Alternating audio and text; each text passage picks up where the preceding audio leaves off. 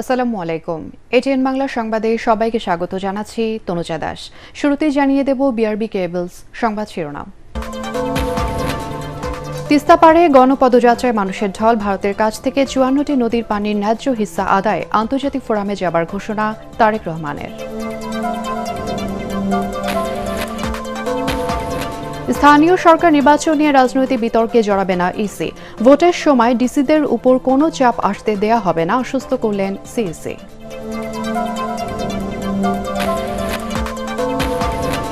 ফ্যাসিবাদ মুক্ত আওয়ামী লীগ নেতারা ক্ষমা চেয়ে ভোটে অংশ নিতে পারবে, জানালেন উপদেষ্টা আসিফ মাহমুদ। স্থানীয় সরকার নির্বাচনের বিষয়ে দ্রুত সিদ্ধান্ত। জামাত ইসলামকে ফ্যাসিবাদের মতো চোখ রাঙিয়ে লাভ নেই, হুঁশিয়ারি দলটির আমিরের। শীর্ষ নেতাদের দ্রুত মুক্তি ও দলের নিবন্ধন ফিরিয়ে দেওয়ার দাবি। শুনছিলেন বিআরবি কেবলস সংবাদ শিরোনাম, এবারে বিস্তারিত। দেশ ও জনগণকে বাঁচাতে ভারতের কাছ থেকে তিস্তা সহ ৫৪টি নদীর পানি ন্যায্য হিস্সা আদায়ে আন্তর্জাতিক ফোরামে যাবার ঘোষণা দিয়েছেন বিএনপির ভারপ্রাপ্ত চেয়ারম্যান তারেক রহমান। বিকেলে লালমনিরহাটের তিস্তা পাড়ে সমাবেশে ভার্চুয়ালি যুক্ত হয়ে তিনি বলেন, ভারতের সাথে কূটনৈতিক আলোচনা চলবে। জাতীয় নির্বাচনে বিএনপির প্রতি সমর্থন চেয়ে তারেক রহমান বলেন, ক্ষমতায় গেলে তিস্তা মহাপরিকল্পনা বাস্তবায়নের সব উদ্যোগ নেওয়া হবে। এর আগে পানির ন্যায্য অধিকারের দাবিতে গণপদযাত্রা, নদীতে নেমে প্রতিবাদ সহ দুদিন নানা কর্মসূচি পালন করে উত্তরাঞ্চলের ৫ জেলার লাখো মানুষ। প্রতিনিধিদের পাঠানো তথ্য ও ছবি নিয়ে আরও জানাচ্ছেন মইনুল আহসান। পানির ন্যায্য অধিকার ও তিস্তা মহাপ্রকল্প বাস্তবায়নের দাবিতে টানা ৪৮ ঘণ্টার অবস্থান, মশাল প্রজ্বলন, পদযাত্রা ও সমাবেশের কর্মসূচিতে উত্তাল নদী বেষ্টিত উত্তরাঞ্চলের ৫ জেলা।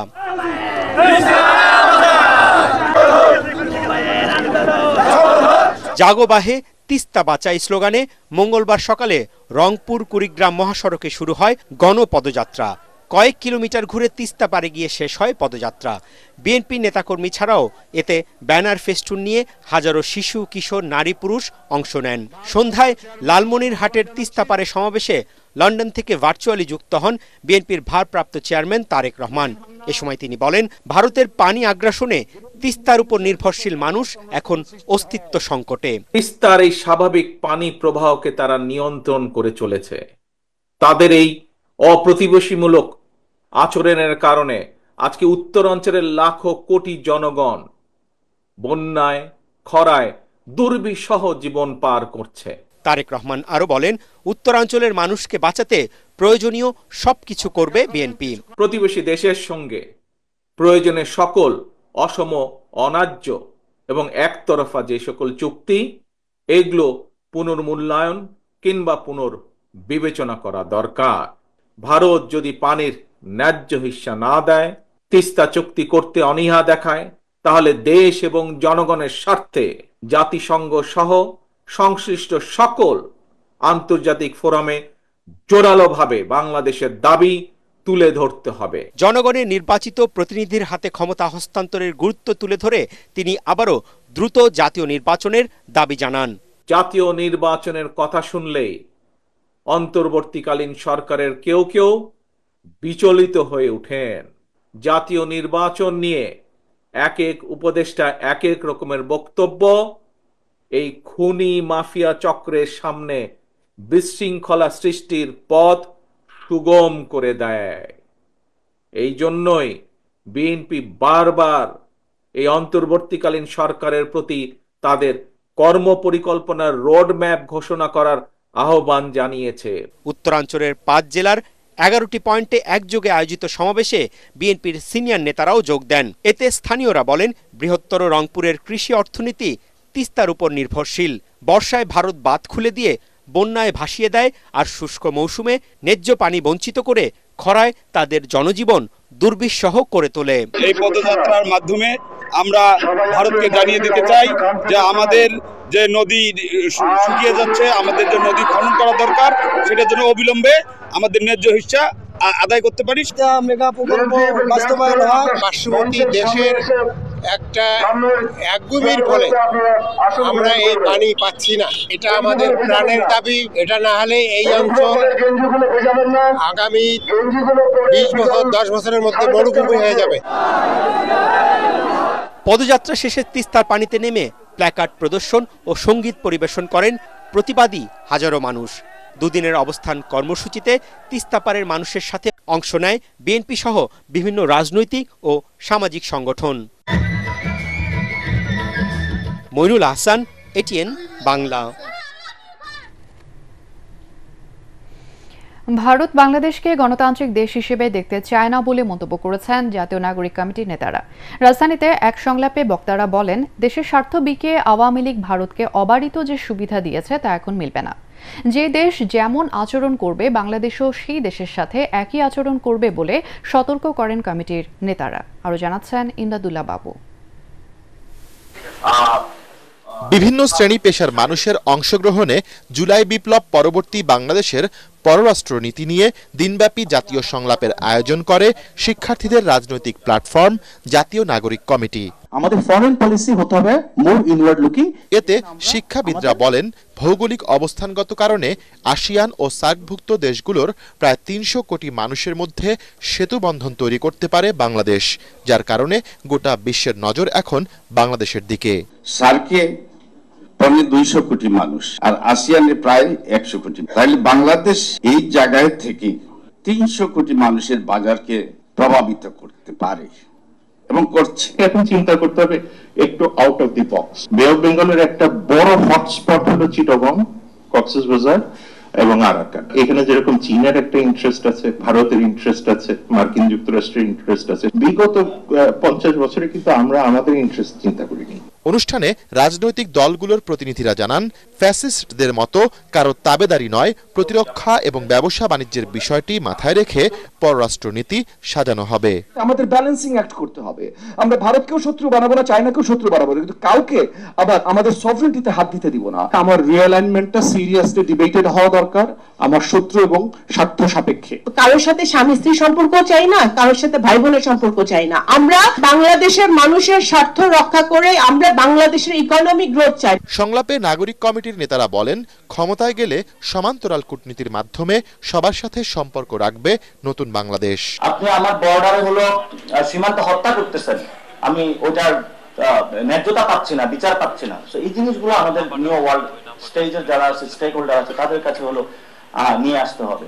আপনি এটা কি দিয়ে বিচার করবেন? আপনার এখানে তো শুধু সারাদিন ইন্ডিয়া বিরোধী স্লোগান দিলে এটা দিয়ে আপনি কোনো কিছু বিচার করতে পারবেন না। তাদেরকে স্পষ্ট করে একটা কথা বলতে পারি, আপনাদের অ্যাপ্রোচ আমাদের প্রতি যা হবে, আমাদের অ্যাপ্রোচ আপনাদের প্রতি তাই হবে। এতদিন আমাদের চিন্তা ভাবনাটা হয় একদিকে ভারত কেন্দ্রিক ছিল, আরেকদিকে চায়না কেন্দ্রিক। আমাদের দৃষ্টি আর কয়েকটা বা ২-৩টা দেশের মধ্যে সীমাবদ্ধ থাকবে না। ইন্টারেস্টিংলি ইন্ডিয়া বাংলাদেশে জানুয়ারির আগে, এই ২৪ জানুয়ারি আগে ইলেকশন চাইতো না। পুরোটা ব্যাপারই আছে যে বাংলাদেশে একটা ডেমোক্রেটিক স্টেট হিসেবে দাঁড়াতে না দেয়।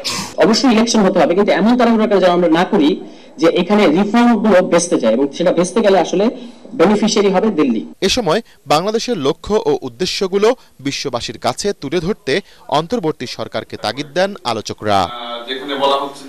ইমদাদুল্লাহ বাবু, এটিএন বাংলা, ঢাকা। নির্বাচনের সময় জেলা প্রশাসকদের উপর কোনো ধরনের চাপ আসতে দেওয়া হবে না বলে আশ্বস্ত করেছেন প্রধান নির্বাচন কমিশনার এএমএম নাসিরউদ্দিন।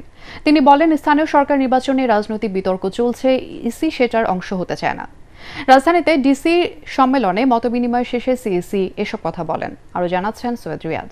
আইনশৃঙ্খলা রক্ষাকারী বাহিনীর এই মুহূর্তে যে রাষ্ট্রযন্ত্রে সরকারি এজেন্ডা বাস্তবায়নে জেলা প্রশাসক সম্মেলন নিয়মিত কার্যক্রম। তবে সেই সম্মেলনে স্থানীয় প্রশাসনের সাথে নির্বাচন কমিশনের মতবিনিময় বাংলাদেশে এই প্রথম।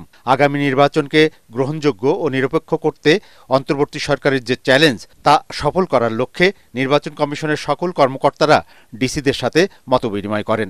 আমি ওনাদেরকে এশিওর করেছি, আমরা উপর থেকে অবৈধ কোনো চাপ আমরা দিব না, কোনো চাপ দিব। আমরা আইনের সর্বোচ্চ প্রয়োগ করব, আমাদের যা ক্ষমতা আছে ইসি, আপনারা আপনাদের আইনের সর্বোচ্চটা প্রয়োগ করবেন। আমরা অন্যায় কোনো চাপ আপনাদের উপর দিব না, আর উপরের থেকে কোনো চাপ আসলে এটা অ্যাবজর্ব করব আমরা। কমিশন স্থানীয় সরকার নির্বাচন আগে করবে কিনা এমন প্রশ্নের জবাবে সিইসি বলেন, এ বিষয়ে সিদ্ধান্ত নেবে সরকার। এটা তো রাজনৈতিক বিতর্ক এখন তো চলছে, আপনারা যা দেখতেছেন। আমরা ওই বিতর্কের অংশীদার হতে চাই না, একটা ফয়সালা হোক, তারপর আমরা সেটা দেখা যাবে। এটা আগামীতে অনেক চ্যালেঞ্জ মোকাবেলা করতে হবে জানিয়ে জনপ্রশাসন সচিব বলেন, মাঠ প্রশাসনকে সক্রিয় রাখতে জেলা প্রশাসকদের প্রস্তুত থাকার নির্দেশ দেওয়া হয়েছে। ইলেকশন যেহেতু ডেপুটি কমিশনার অথবা ডিসি অথবা যে নামেই ডাকেন তারা রিটার্নিং অফিসার, এই ইলেকশন কমিশনার তারা বিভিন্ন সময় ট্রেনিংয়ের আয়োজন করে। এই ট্রেনিংয়ের যোগানদাতা হলো জনপ্রশাসন এবং ক্যাবিনেট।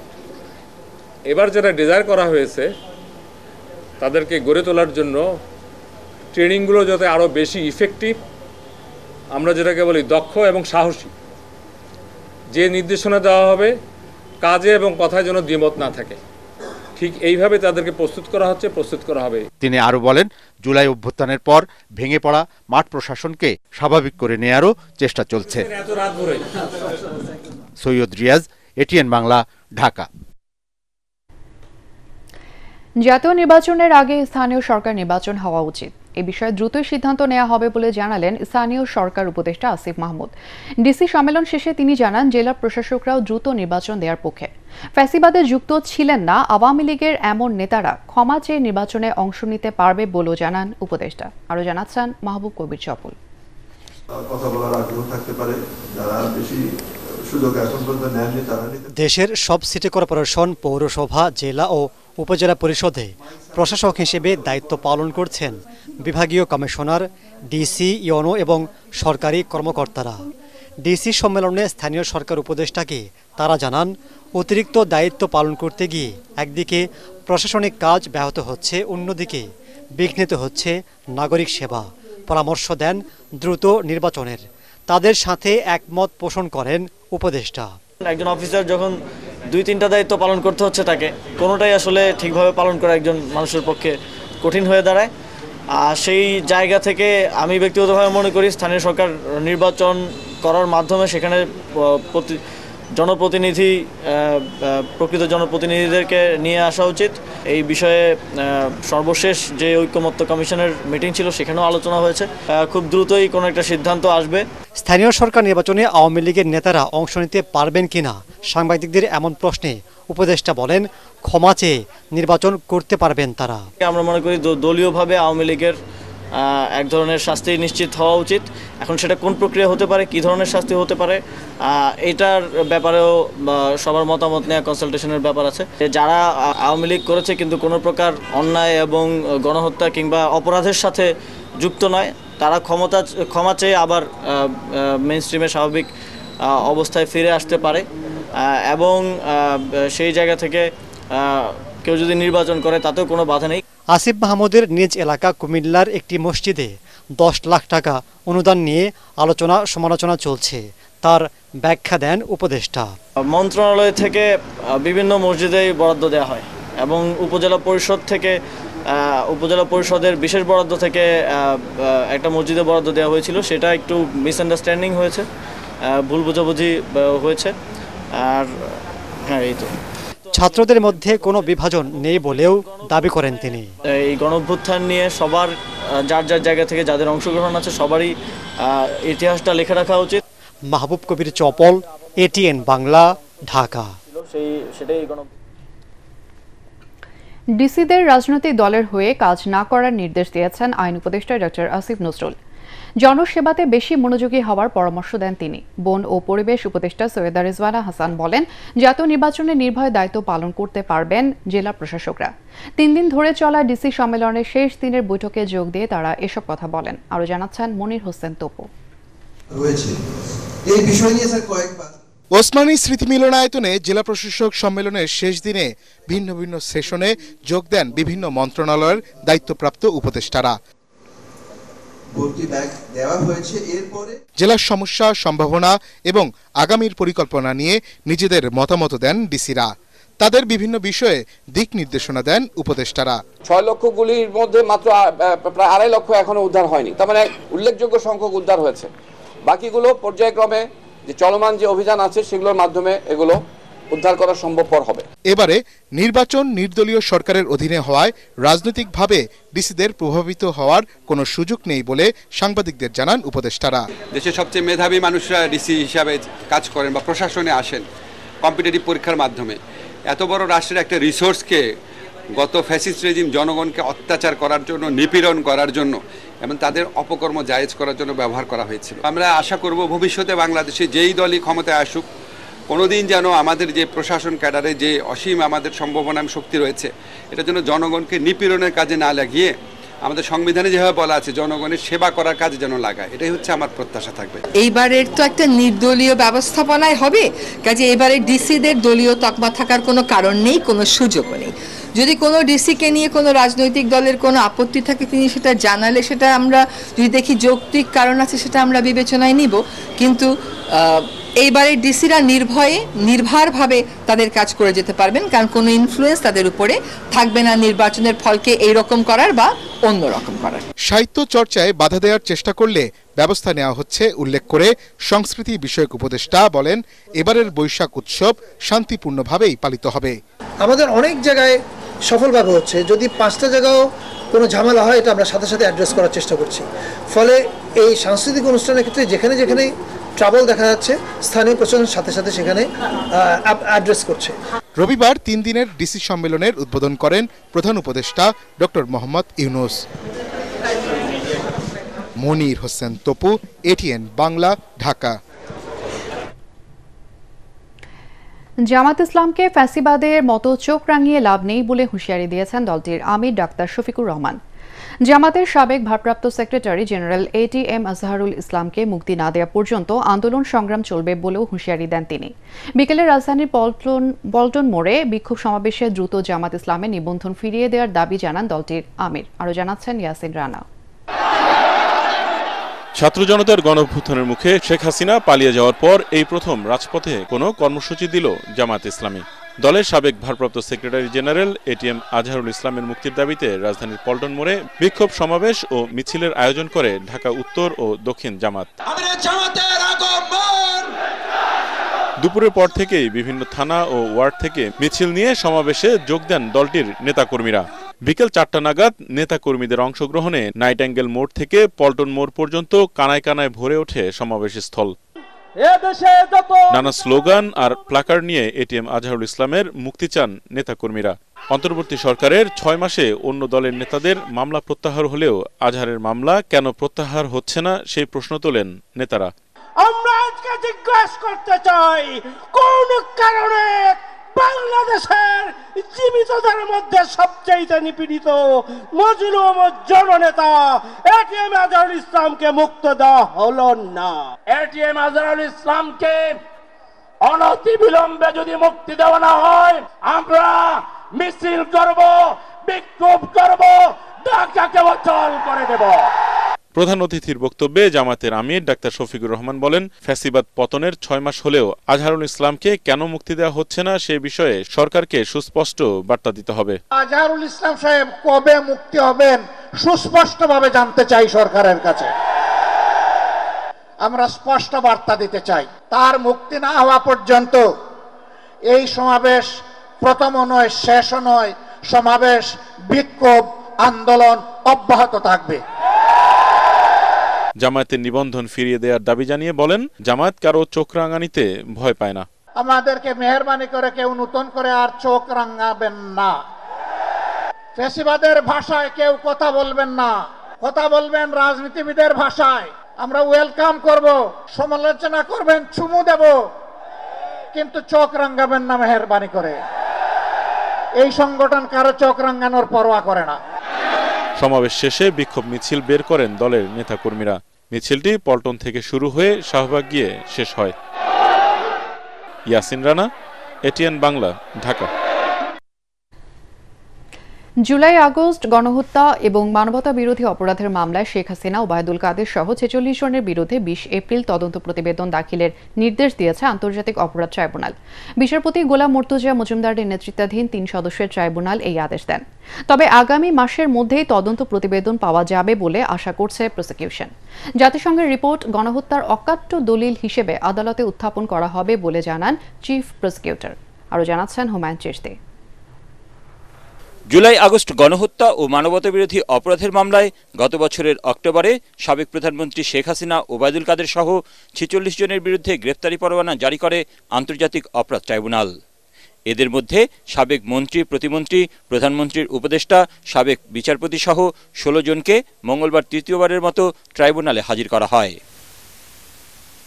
তথ্য সংগ্রহ, লিপিবদ্ধ যাচাই বাছাই অর্থাৎ সুষ্ঠু তদন্তের স্বার্থে তদন্ত প্রতিবেদন দাখিলে 2 মাসের সময় প্রার্থনা করেন চিফ প্রসিকিউটর। এ সময় আদালত বলেন, তাড়াহুড়ো করতে গিয়ে যেন তদন্তের ত্রুটি না হয়। পরে 20 এপ্রিল প্রতিবেদন দাখিলের দিন ঠিক করেন আদালত। একই সাথে অন্য মামলায় গ্রেফতার সাবেক সংসদ সদস্য সোলাইমান সেলিমকে ওই দিন হাজিরের নির্দেশ দেন ট্রাইব্যুনাল। আমরা 2 মাসের সময় চেয়েছিলাম, আদালত আগামী 20 এপ্রিল এই পরবর্তী তারিখ নির্ধারণ করেছেন। আমরা তদন্ত কর্মকর্তার বরাত দিয়ে জানিয়েছি যে এই তদন্ত কাজ অলমোস্ট শেষের দিকে আছে। আগামী মাসের মধ্যেই এই বিশেষ করে সাবেক প্রধানমন্ত্রী শেখ হাসিনার বিরুদ্ধে সেটা তদন্ত রিপোর্ট দাখিল করা সম্ভব হতে পারে বলে আমরা আশা করছি। চিফ প্রসিকিউটর বলেন, তদন্তে প্রতিনিয়ত নতুন নতুন প্রমাণ হাতে আসছে। তদন্ত প্রতিবেদনে জাতিসংঘ রিপোর্টের কিছু বিষয় অন্তর্ভুক্ত করার কথাও জানান তিনি।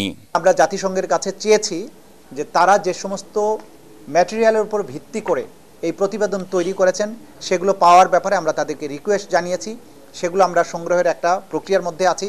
তারা যেহেতু গণহত্যার ব্যাপারে সুস্পষ্ট একটা রিপোর্ট দিয়েছে, এইটা আমাদের মামলা প্রমাণের জন্য একটা বড় এভিডেন্স হিসেবে কাজ করবে। এই মামলাতে একটা গুরুত্বপূর্ণ প্রমাণ হবে যে ডিজিটাল তথ্য প্রমাণ। গণহত্যার জন্য যে সমস্ত নির্দেশাদি দিয়েছেন সেই সব নির্দেশাবলী যে তাদের টেলিফোনিক অর্ডারের মাধ্যমে যে গিয়েছে, হত্যাকাণ্ড করে এক ছাত্র জনতাকে নির্মূল করার কথা বলা হয়েছে, সমস্ত টেলিভিশন চ্যানেলগুলো বন্ধ করে দেওয়ার কথা বলেছে, এই ধরনের কথোপকথন তারা যে করেছেন তাদের অজ্ঞাতে সেগুলো রেকর্ডেড হয়েছে।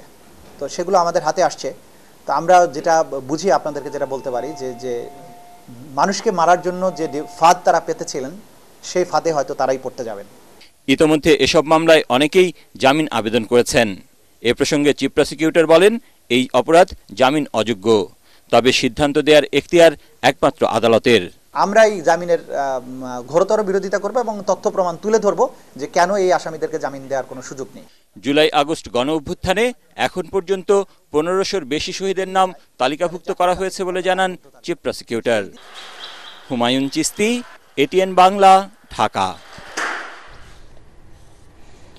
বাংলাদেশি নাগরিকদের উপর থেকে ভিসা নিষেধাজ্ঞা প্রত্যাহার এবং আরও বাংলাদেশি কর্মী নিতে সংযুক্ত আরব আমিরাতের প্রতি আহ্বান জানিয়েছেন প্রধান উপদেষ্টা ডক্টর মোহাম্মদ ইউনূস। রাজধানীর ফরেন সার্ভিস একাডেমিতে প্রেস ব্রিফিংয়ে প্রেস সচিব শফিকুল আলম বলেন, দুবাই 2 দিনব্যাপী ওয়ার্ল্ড গভর্নমেন্ট সামিটে অংশগ্রহণের পাশাপাশি দেশটির বেশ কয়েকজন মন্ত্রীর সঙ্গে ভিসা ইস্যুতে কথা বলেছেন ডক্টর ইউনূস। এছাড়াও বৈঠকে বাংলাদেশি নাগরিকদের ওপর ভিসা নিষেধাজ্ঞা, ব্যবসা বাণিজ্য সম্প্রসারণ সহ নানান বিষয়ে আলোচনা করা হয়। ইউএন রিপোর্টের পরে এবং কিছু কিছু হিউম্যান রাইটস গ্রুপের রিপোর্টের পরে প্রচুর প্রেশার তৈরি হচ্ছে। উনি যে 15-16 বছরে কি ব্রুটাল একটা ডিক্টেটরশিপ চালিয়েছেন, এটা কিন্তু পুরো স্পষ্টভাবে এসছে সেই 127 পাতার যে ইউএনের যে রিপোর্টটায়। আমরা তো আমাদের মতো এক্সট্রাডিশন চেয়ে তার ইন্ডিয়াকে জানিয়েছি। আমাদের প্রেশারটা অব্যাহত থাকবে এবং আমরা চাবো তাকে এনে সশরীরে হাজির করে তার ট্রায়ালটা হতে। এবার আল আরাফা ইসলামী ব্যাংক অর্থ সংবাদ।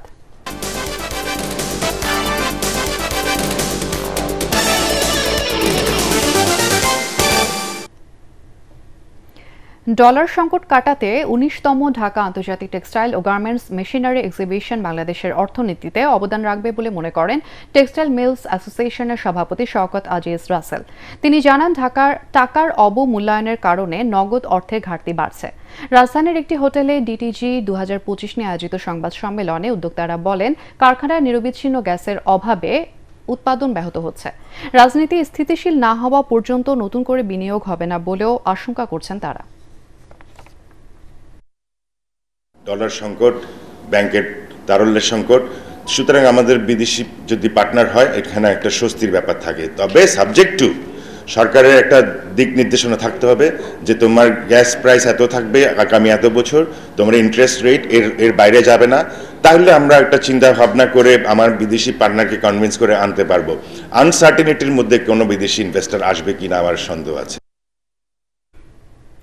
স্বার্থান্বেষী মহল পরিকল্পিতভাবে বিদেশি পণ্য আমদানির সুযোগ তৈরি করতে দেশীয় প্রতিষ্ঠান ওয়ালটনের বিরুদ্ধে অপপ্রচার চালাচ্ছে, যা উদ্দেশ্যমূলক এবং ভিত্তিহীন বলে জানিয়েছে ওয়ালটন কর্তৃপক্ষ। তারা জানায়, কিছু ডলার এবং ডিস্ট্রিবিউটর বাকিতে পণ্য নিয়ে বিক্রির পর পাওনা পরিশোধ করেনি। বরং ওয়ালটন থেকে বাকিতে নেওয়া পণ্য বিক্রির টাকা অন্যত্র সরিয়ে নিয়েছে তারা। এজন্য নানা টালবাহানা করে ওয়ালটনের বিরুদ্ধে মিথ্যা অভিযোগ তুলে বিভ্রান্তিকর প্রচারণা চালানোর চেষ্টা করছে ওই স্বার্থান্বেষী মহল, যা ওয়ালটনের বকেয়া অর্থ পরিশোধ এড়ানোর কৌশল বলে জানান তারা। ওয়ালটনের সকল গ্রাহক, শুভানুধ্যায়ী এবং অংশীদারদের এসব বিভ্রান্তিকর অপপ্রচারে কান না দেওয়ার আহ্বান জানিয়েছে প্রতিষ্ঠানটি।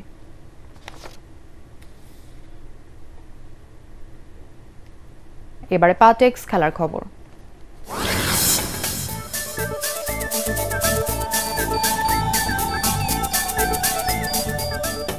বিকেএসপি এবং রাঙ্গামাটি বিভাগের শ্রেষ্ঠত্ব অর্জনের মধ্য দিয়ে শেষ হল তারুণ্যের উৎসব জাতীয় যুব কাবাডি প্রতিযোগিতা।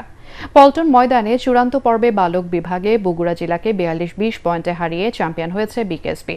এদিকে জয়পুরহাট জেলাকে 23-19 পয়েন্টে হারিয়ে বালিকা বিভাগে চ্যাম্পিয়ন হয়েছে রাঙ্গামাটি জেলা। জাতীয় পর্বে 4 দিনের প্রতিযোগিতা শেষে বিজয়ীদের পুরস্কৃত করেন যুব ও ক্রীড়া সচিব রেজাউল মাকসুদ জাহিদি। এ সময় উপস্থিত ছিলেন জাতীয় ক্রীড়া পরিষদের সচিব আমিনুল ইসলাম, কাবাডি ফেডারেশনের সহ সভাপতি হাফিজুর রহমান খান এবং সাধারণ সম্পাদক SM নেওয়াজ সোহাগ সহ অন্যরা। জাতীয় পর্বে বালক বিভাগে 17টি এবং বালিকা বিভাগে 16টি দল অংশ নেয়।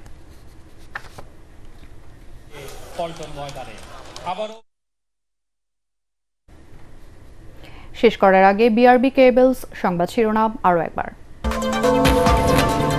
তিস্তা পারে গণপদযাত্রায় মানুষের ঢল, ভারতের কাছ থেকে 54টি নদীর পানির ন্যায্য হিস্সা আদায়ে আন্তর্জাতিক ফোরামে যাবার ঘোষণা তারেক রহমানের। স্থানীয় সরকার নির্বাচন নিয়ে রাজনৈতিক বিতর্কে জড়াবে না ইসি। ভোটের সময় ডিসিদের ওপর কোনো চাপ আসতে দেয়া হবে না, আশ্বস্ত করলেন সিইসি। ফ্যাসিবাদ মুক্ত আওয়ামী লীগ নেতারা ক্ষমা চেয়ে ভোটে অংশ নিতে পারবে, জানালেন উপদেষ্টা আসিফ মাহমুদ। স্থানীয় সরকার নির্বাচনের বিষয়ে দ্রুতই সিদ্ধান্ত। জামাত ইসলামকে ফ্যাসিবাদের মতো চোখ রাঙিয়ে লাভ নেই, হুঁশিয়ারি দলটির আমিরের। শীর্ষ নেতাদের দ্রুত মুক্তি ও দলে নিবন্ধন ফিরিয়ে দেওয়ার দাবি। আর এই ছিল এখনকার সংবাদ। আমাদের ATN বাংলা সংবাদ ইউটিউবে দেখতে ব্রাউজ করুন youtube/ATN Bangla News।